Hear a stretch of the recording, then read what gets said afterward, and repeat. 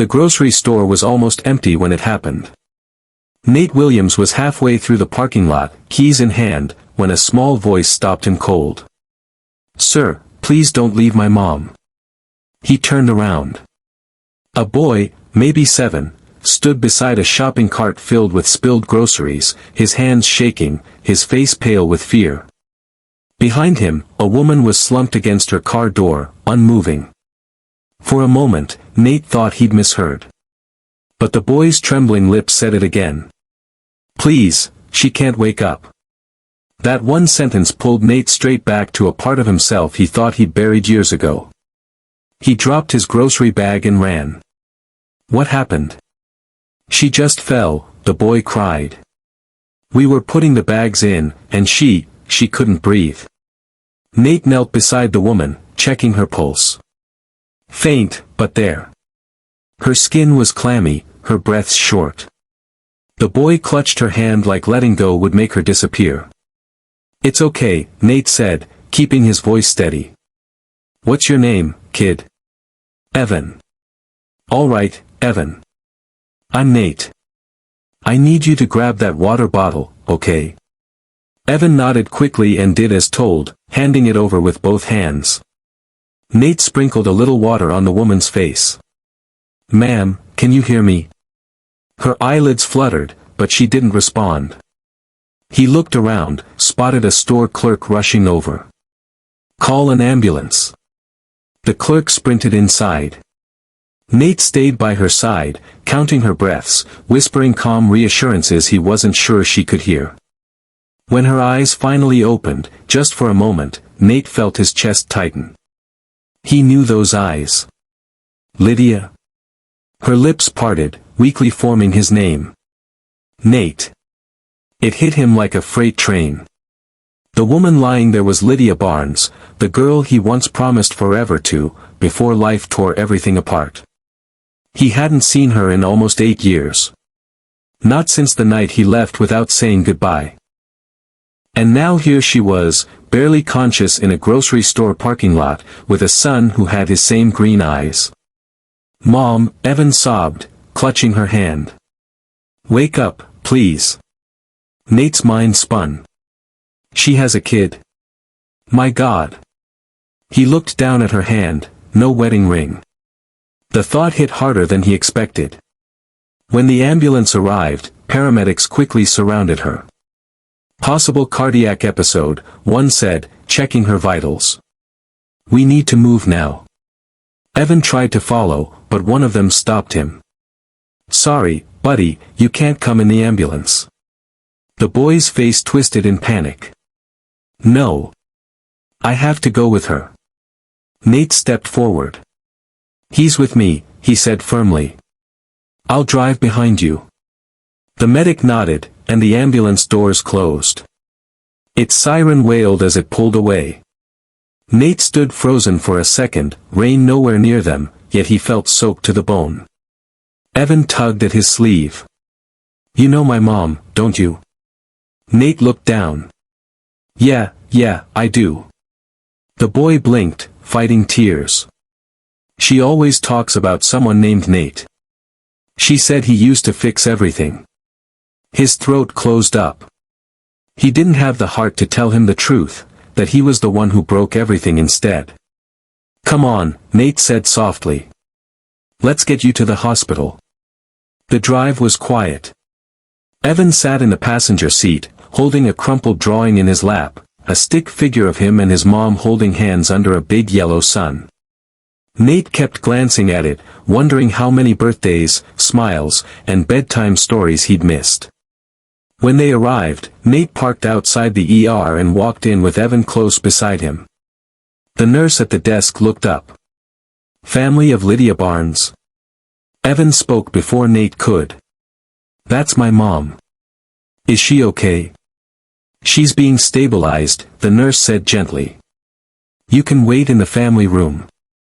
They sat in silence. The ticking of the wall clock filled the space between them. After what felt like an hour, a doctor approached. "She's conscious now," he said.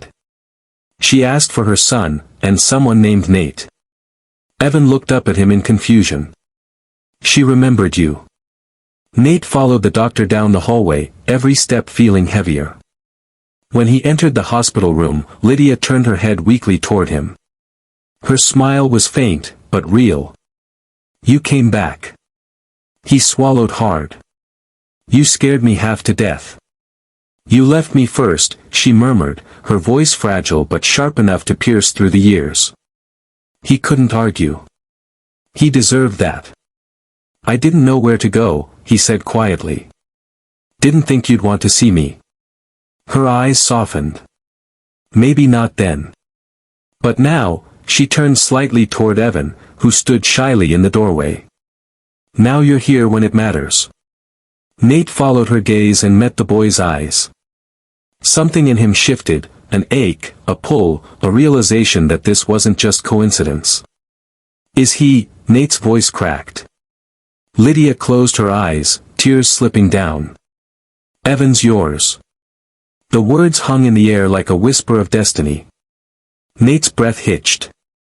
He stared at the child, the same dimple, same green eyes, same restless way of fidgeting. His heart slammed against his ribs. 8 years of guilt, regret, and running, all of it collapsed in one moment. He sat beside her bed, unable to speak. Lydia's hand reached for his. He needs you, she whispered. Even if I can't stay. Don't say that, Nate said quickly. You'll be fine. But she just smiled sadly. Promise me you won't walk away this time. Evan walked over, clutching her other hand. Mom. Nate looked between them, the weight of his past pressing on his chest. I promise, he said quietly. And for the first time in 8 years, he meant it. The room was still except for the faint rhythm of the heart monitor.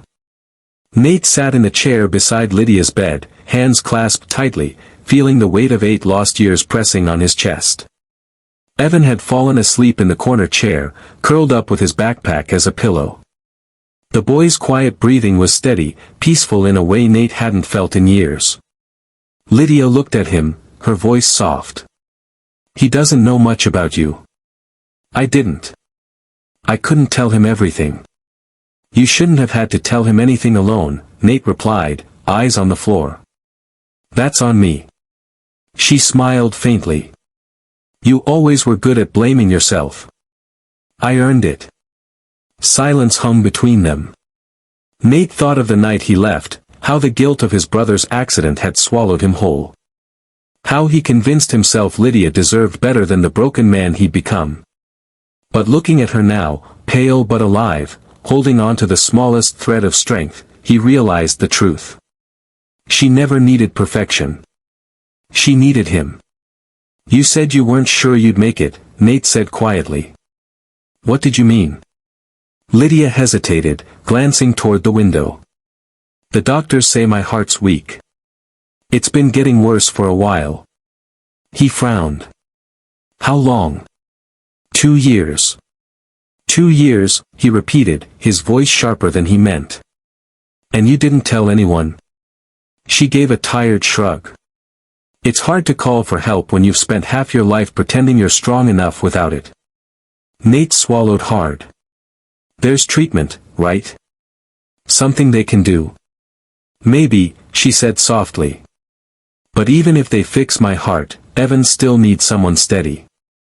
Someone who won't disappear again. Her gaze cut through him, calm but heavy with meaning. Nate leaned forward, his voice breaking. I swear to you, I'm not leaving again. I don't care how hard it gets. I'll be there, for both of you. For the first time that night, she smiled like the Lydia he remembered. I want to believe that. Before he could respond, a nurse entered with a clipboard. Ms. Barnes, we'll need to run more tests in the morning. Try to get some rest. She turned to Nate. Visiting hours are almost over. He looked at Lydia, reluctant to leave. I'll come back early, okay? She nodded. Take him home. He's exhausted. Nate glanced at Evan, asleep with one hand still clutching his mom's blanket. His heart twisted. Where's home? Small apartment on Maple Avenue, Lydia said quietly. The keys in my purse. He nodded. All right. I'll take care of him. As Nate carried Evan to his truck, the boy stirred and mumbled softly, Is Mom okay? She will be, Nate whispered. I promise. Evan's head rested against his shoulder, and for the first time in years, Nate felt a sense of purpose rise inside him, a feeling he thought he'd buried with his past. The apartment was small, cluttered but warm. A few crayon drawings lined the fridge, mostly of Evan and his mom. On one corner of the table lay an unopened envelope addressed to Lydia Barnes, final notice. Nate didn't have to open it to know what it meant. Bills. Overdue ones. He laid Evan on the couch, covered him with a blanket, and sat there in the dim light, staring at the letter. She'd been struggling alone all this time, while he was out drifting from town to town, pretending he didn't care.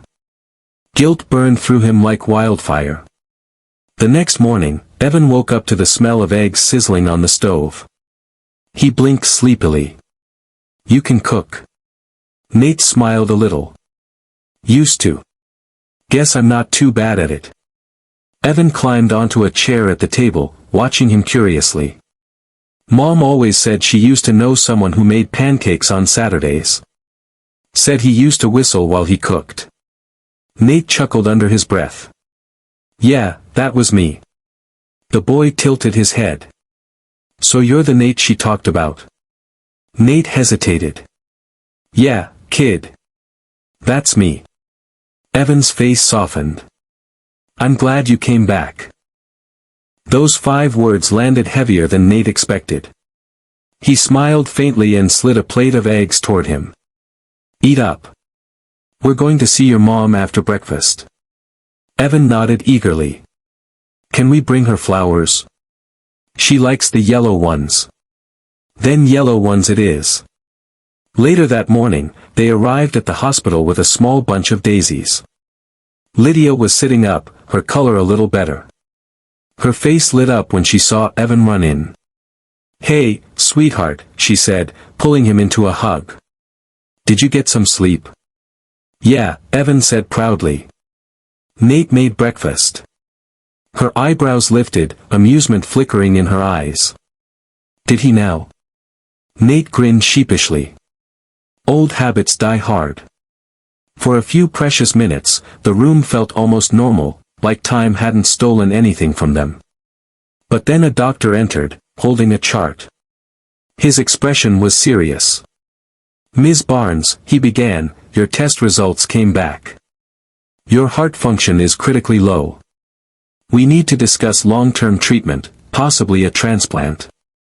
Evan's smile faded instantly. What's that mean? Lydia reached for his hand. It means Mommy's heart needs some help, sweetheart. But I'll be okay. Nate met the doctor's eyes. What are her chances? Without a donor, the doctor said carefully, less than 6 months. The words hit like a punch to the gut. Lydia looked calm, but Nate could see the fear behind her steady gaze. After the doctor left, Lydia whispered, See? I told you not to make promises you can't keep. He shook his head, eyes glistening. I meant what I said. I'm not leaving. She smiled sadly. Then prove it. Stay for him. Nate looked over at Evan, who was quietly tracing circles on the hospital blanket. The boy didn't understand everything, but he understood enough. And Nate realized that maybe this was his second chance, not just to make things right, but to become the man he should have been all along. He reached for Lydia's hand. Whatever it takes, he said softly, I'll fight for both of you. Lydia's eyes shimmered, and for the first time in years, she believed him. But neither of them knew, the fight ahead would test every promise Nate had ever made. Sometimes life brings us back to the very places we ran from, not to punish us, but to give us one more chance to do what's right. Nate thought his story was over the day he walked away, but fate had other plans.